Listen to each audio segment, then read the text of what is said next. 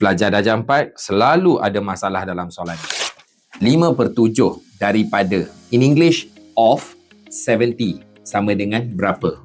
Jadi, untuk selesaikan soalan ni, terdapat dua kaedah. Kaedah yang pertama, iaitu 5/7 daripada, or in English if we say of, the meaning is multiply 70. Okay?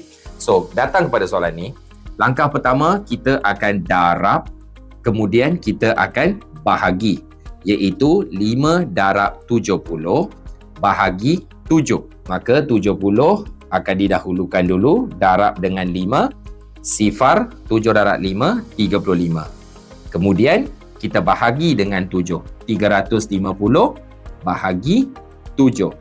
5 darab 7, 35, dan turunkan sifar, dan di sini sifar. Jadi kita mendapat jawapannya 50. Ini kaedah pertama.